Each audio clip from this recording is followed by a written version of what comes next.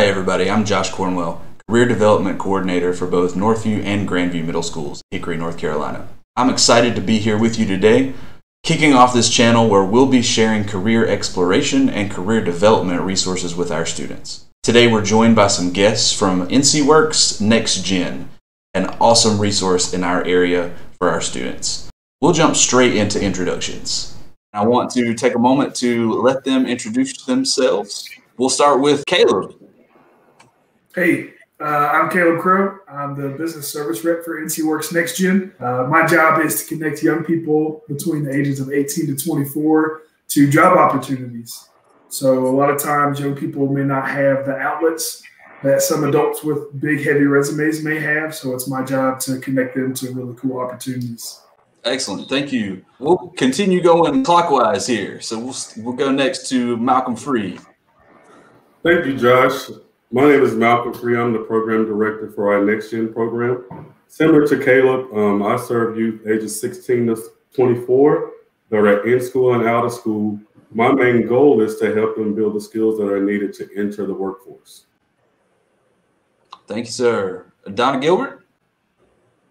I'm Donna Gilbert. I'm the program administrator for the workforce development programs in the Alexander, Burke, Caldwell, and Catawba counties. And we have oversight of the NEXTGEN programs in those counties.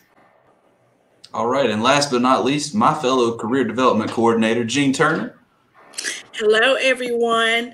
Yes, I am the career development coordinator at Hickory High School. And Donna, Caleb, and Malcolm, we are so thankful that you guys agreed to be first with us. We have had a long-standing partnership, and I enjoy how we can collaborate and really make things happen for our youth. So as we get started today, I guess I want students to really understand, like, what can you do for them? Caleb, you come into the school quite frequently when we have school, but what are some specific things that you've been able to offer some of our students who are still there now, as well as the ones who have graduated? Yeah, so the biggest thing we offer high school students right now is support.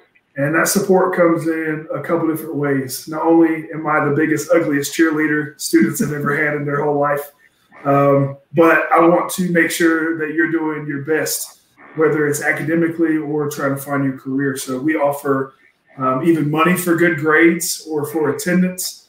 And if those good grades and attendance keep up at a pace we feel like is going to project you to your diploma, then we'll connect you to jobs, connect you to resources. Sometimes we go on trips. That's a favorite of Malcolm and mine, to take young people to Raleigh or the Cary area and let them tour big universities and some smaller universities to see what their, total blank right there, to see what their opportunities are after high school and kind of go from there. So really we're just supporting opportunity for high school students. That's a great point, Caleb, on how we build opportunities. One of the coolest things I think we do with workforce development is with our partnership with Hickory High, especially Ms. Turner, we use the skills that that individual learns from the high school, and we like to build on it. So one of the things that we do focus on is enhancing those soft skills. As we operate in this pandemic, one skill that comes to mind is perseverance. You know, you have to have perseverance to get to the next level, but you also have to have optimism to build to the next level. So we just take what the student brings to us and we try to enhance it. So when they get out into the workforce, they don't have those jitters that come with trying to find employment, trying to build those professional reference, or even just trying to solidify their workplace behavior. And to that point about interest too, a lot of times we'll take students that have no chance into stepping in a certain career field. Like a lot of students right now that we have want to enter the medical field. That's kind of hard to navigate at 16 and 17 years old. So we hook them up with clinics or doctor's offices or long-term care facilities where they can kind of grow on those same soft skills or skills that they might have or even interests. Now, I know that you mentioned that you guys, there's incentives for making sure that students actually do their schoolwork. But what other incentives? Are there incentives as they go out in work from you guys? And how receptive are the employers in maybe placing some of these students that you work with? You want me to answer that one again? Whoever. Yeah. Incentives for working are working. And that is the incentive, to get a paycheck. Our objective always when we have a student, whether they have a big support system or a small support system or a no support system, is to remove problems. So sometimes we help students with gas those first couple of weeks, just getting to and from work. We're helping students get work clothes.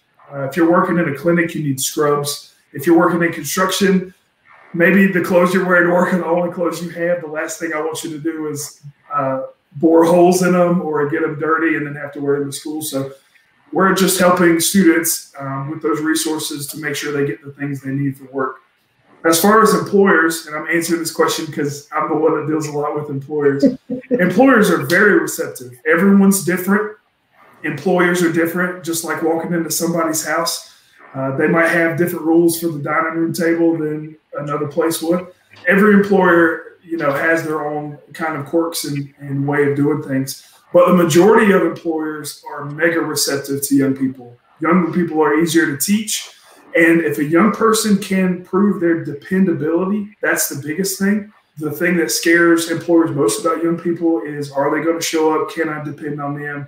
They don't really care about your skill set as much. It's, are you dependable? If young people can show up and be dependable, employers are receptive.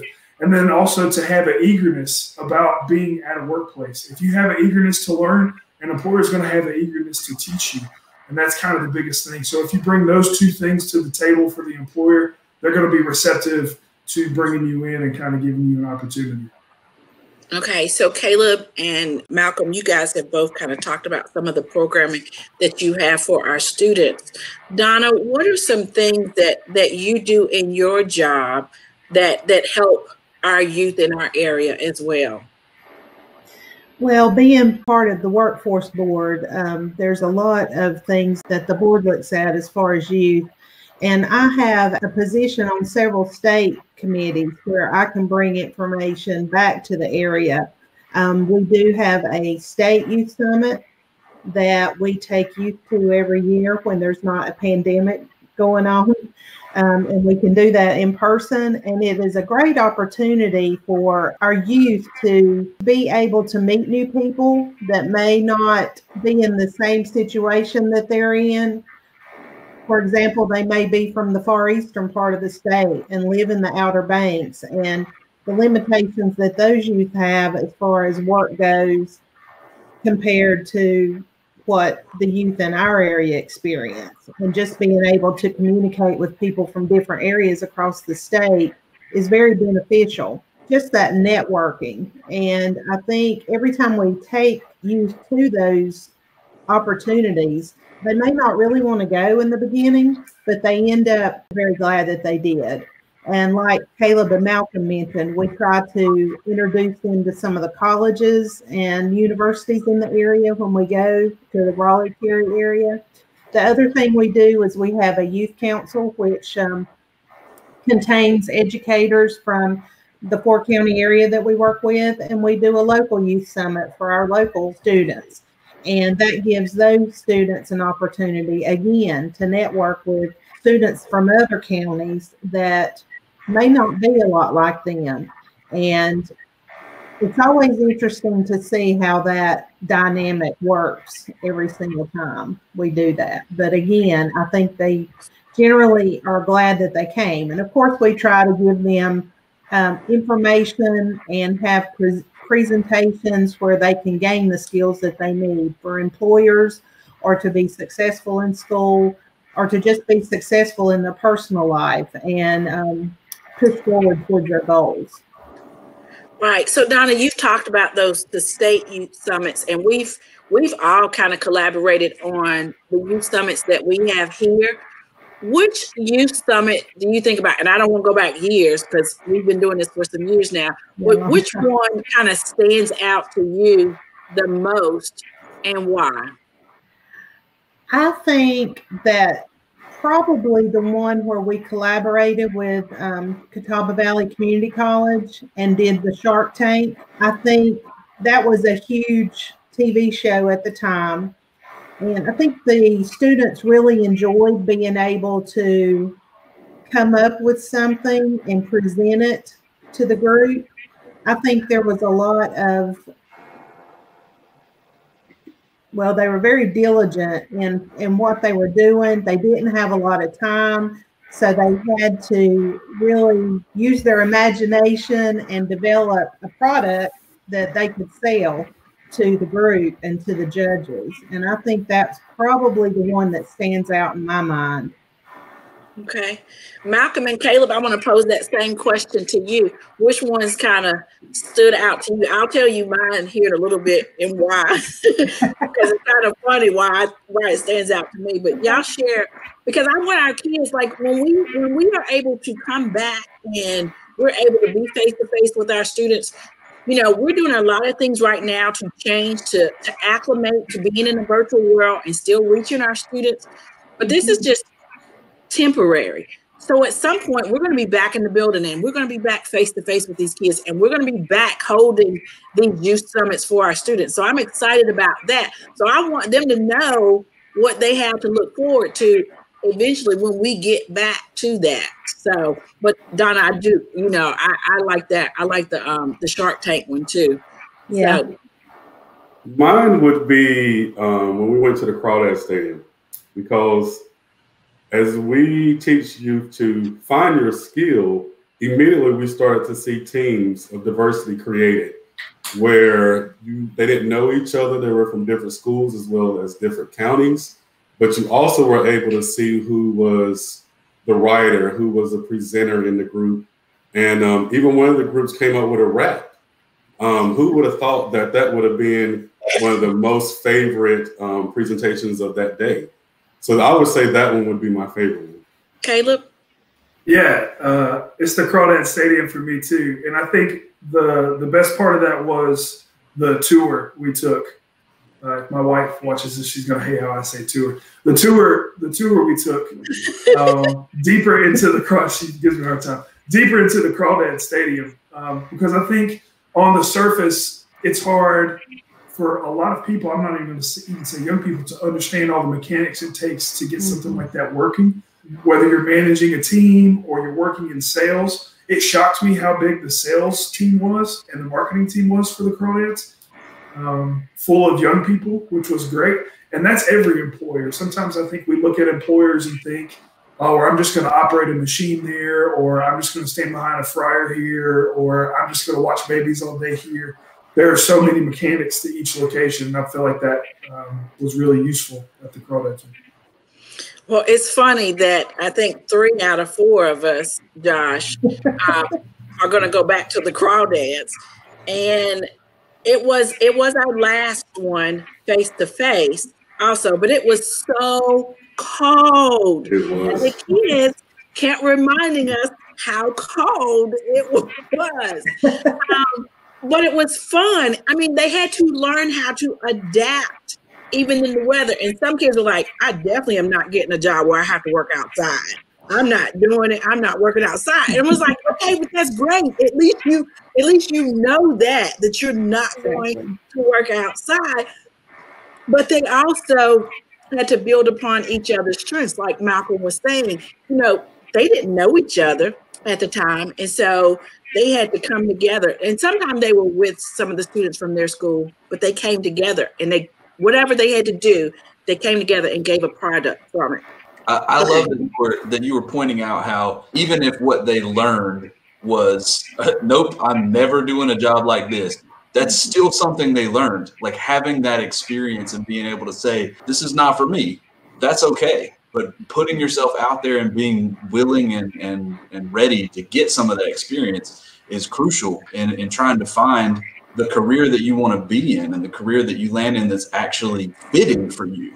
Exactly. And so even like we had a food truck that day, you know, we had all these great ideas because we're at the Crawdads, you know, it's a day in the ballpark. We're going to have hot dogs. You know, you go to a ball stadium. And there were some people, I don't eat hot dogs. So then they started bartering with each other. I'll take your hot dog, you give me your chips. I mean, so they made it work. And we also, at these events, we also have like companies who donate items. That year, Google donated a whole bunch of blankets. So when we started giving those away as door prizes, people were like, please call my number. Please call my number.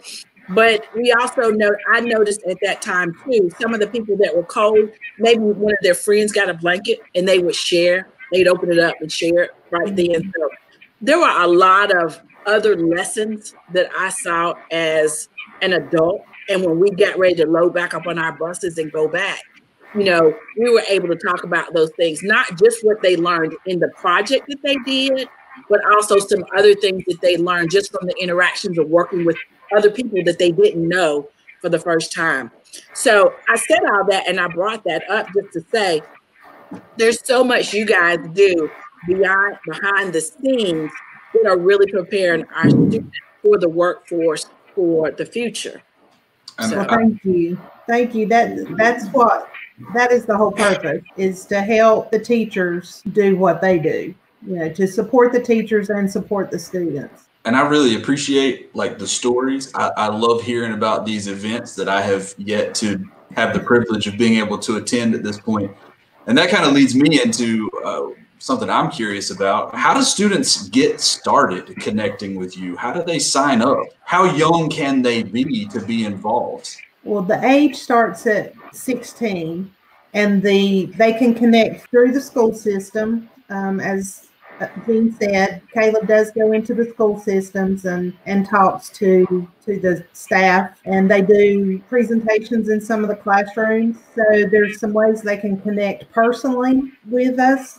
And then they can always come into one of the NCWorks career centers in one of the 4 counties, and they can ask about the program that way and getting involved with NEXTGEN. And then once we get the application on the website that's listed below, then that would be another way that you can connect. Caleb, what do you think has been the best way for you to get student referrals for you? Besides me sending you emails of ideas, but what's the best way you've seen, like in other schools as well? Man, I don't know that there's a best way. NCWorks, the team at NCWorks is really good about passing information along. So if you reach out to a center, they're going to get it to a staff member that can best serve you. The website would be great. I'm trying to think of what other way might be best, but that's it. Honestly, the center is it. To call the center, come into the center. If we get to open up within the next couple of months, things like that would be awesome. Well, I think one of the things you guys have done in the past, as far as Hickory High School and HCAM, is to come in and talk with the counselors and myself or the other career development coordinators, Miss Trina Williams at HCAM, and just kind of letting everybody know what we do and who your target population of students are. And then we make referrals. But for me, what I have seen in the last couple of years is that I will refer students and then they refer other students that they know, like their friends. Oh, my friend might be interested in this. And then that word of mouth kind of travels and goes from there. Yeah, that's a big part of what we do. And to that point, businesses have started to do that too. We have a couple businesses I was talking to Malcolm about yesterday even, that find students or young people themselves and say, hey, the attitude's right here. We just need some help providing training. So that works on both those avenues. But yeah, just word of mouth goes a long way. Okay, so one thing you said earlier, and I want to go back to it as we wrap up this conversation, is you said companies want students who, or employees who are going to show up and be willing to work. And we tell students that all the time, attendance is very important. Being there on time is important.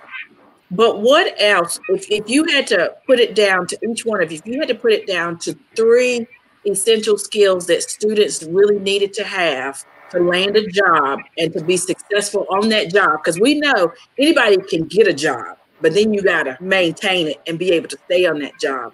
What would be the 3 skills that you would say that students really need to have to be successful? Okay, let me write mine down before we start because I don't want to stumble. I would say they would need self-control, communication, and teamwork. Those 3 skills are essential to the workplace because if you have no self-control, then you can't perform the job. But if you don't have communication, you can't perform the job. And teamwork is a requirement in all jobs that are out there. Look at us, although we work at separate organizations, we are a team. And we use each skill to assist other individuals to gain employment or move forward into their career. So I would say that would be my top 3, because everything else will follow in place or can be taught. Malcolm made a good point with communication, and that's all types of communication. That's personal, face-to-face, that's written communication, any type of communication, and being willing to take responsibility for their actions and be responsible for whatever it is that they have to do. And then the third thing I would say is, I don't know how to get around the willingness, just willing to do what it takes to get the job done. Okay. All right. Thank you. You want my triple threat now? It's on you. Yes. All right. My 3 are, and I've already said 2 of these, it's dependability, because you got to be there. I tell students all the time, if the employer is convinced that you're going to be flaky within the first 3 weeks of your employment, you're out. If you can be consistent for the first 3 weeks, and I know that's a weird number, but I hope it sticks, usually you work out. The second one's drive, just like these 2 were talking about. If you can get in there and want to do something and want to do more and be eager to learn something and have the drive to get it done, employers say, hey, this guy wants to learn, he wants to move up, or girl, and that goes a long way. And the third one that I've been preaching from the mountaintop, and I'm very passionate about this, is decision making. And I'm not talking about like breakfast. I'm not talking about like to blow up on somebody or be nice to somebody. I'm talking about like make a decision to do something. The young people get a bad rap right now, and I think it has to do with decision making. It's not so much work ethic. The young people I come in contact with, the young students, the young adults, they want to work. They want to find some kind of purpose in that. They want to feel valued. They want to go somewhere where they feel like they're going to matter. The problem is that they have so many decisions in front of them and so many different avenues to take that they decide not to take any, that's their best option because it's too hard to jump from thing to thing to thing. So my advice to any young student listening would be to just make a decision. I worked in a shoe store for 5 years. I hated it for 4 of those years. But I made that decision to stay with it and to continue doing what I knew to do until something better came along, instead of just jumping from the same rung on the ladder on 6 different ladders. Make a decision to do something. Right. So I want to add one other one to that. And Josh, I want to know if you want to add something too. But I think it goes along with it being open-minded, because a lot of people feel like because I show up, I'm entitled to whatever. And a lot of people don't realize that, you know, you come in entry level, you've got to start at a certain position and you've got to be responsible and take on the responsibility of all the job duties of that one. And it may be some things that you don't like to do, but you still need to do it because everybody who has come in that same way had to do it and work their way up. I think a lot of people think they can come in and be at the top already. And I think that gives them a lot of misconceptions about what the real world of work is. And so kind of tying that back to everything that you guys said too, I think it's important for sure. Josh, you want to add anything? Yeah, I would just continue that, honestly, and going back to what Malcolm said about teamwork. You can't come in so headstrong that you're like, I know everything and I'm going to be the star. And you got to be willing to take feedback and learn from it and be looking to build up the people around you and not compete with people on the same level. It's not about being the best. It's about the team being successful. Right. Exactly. Okay, Donna. Well, I was just going to say, and Josh, you made a good point about taking the feedback. That's one thing that I find, I mean, nobody wants to take criticism, but if you take criticism and you use it constructively to make you better, that's where you win. And that's where the company wins. Mm-hmm. They're not giving you that criticism to make you leave. They're giving you that criticism for you to improve. So just keeping that in mind. Okay. Are there any upcoming events through NCWorks or NEXTGEN that our students or parents would benefit from in the next coming months? I know there's been career fairs for 16 to 24-year-olds through NEXTGEN, but is there anything upcoming in the next couple of months that you guys would like to share? I know that there are some virtual workshops being offered through the career centers. I know that we've done one on like resume, how to write a resume, how to interview or how to get the job. So there have been some virtual workshops that are being offered that could benefit students that are looking for work or parents. So there are some workshops that are taking place, and there have been some virtual job fairs that have taken place. All those things are posted on the website, the Workforce Development website. We do offer workshops to the youth population, and it can be specialized just for them. If you guys would want for us to come out and speak to a group and let them know what NCWorks is about and how to find employment in the local area, either through job search or, to Donna's point, building that necessary soft skill to handle an interview, even in the virtual world. All right, Malcolm, I don't know if you saw my smile, but I was trying to hold it back because I was already thinking, I'm going to send your information out to these teachers and they're going to yes, I do. Right now, they're going to email you today as soon as I give you their information. I knew it.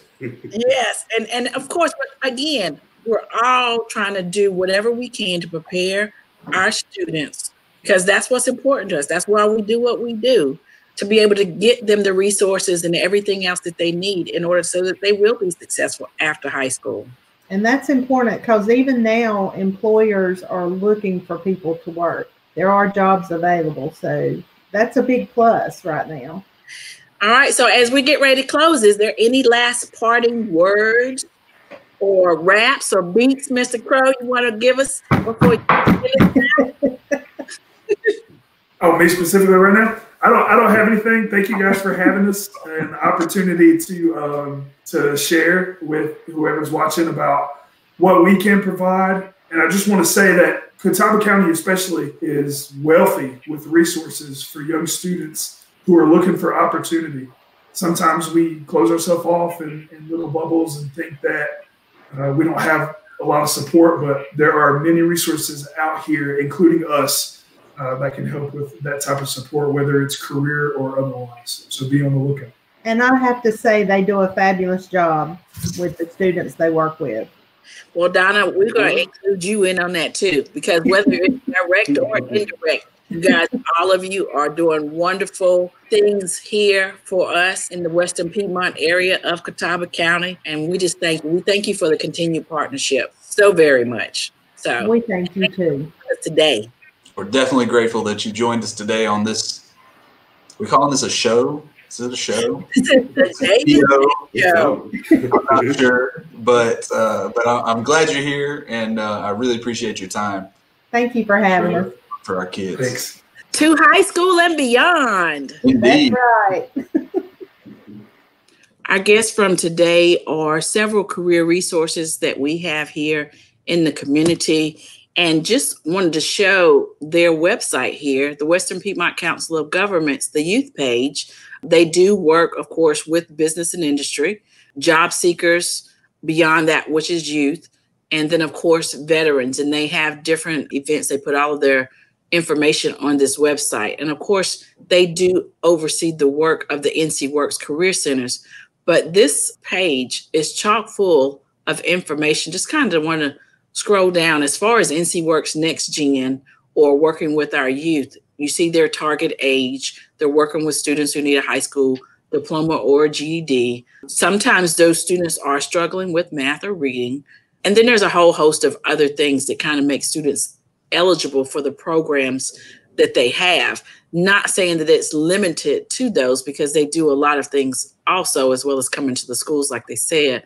But these are the different career centers that are available in the 4-county area. And of course, you see ours listed there for Catawba County, down at the Conover station in Conover. And then there's the phone number. Because again, they did mention that they do offer different workshops for small groups and individual one-on-one. And they're doing a lot of these workshops virtually now also.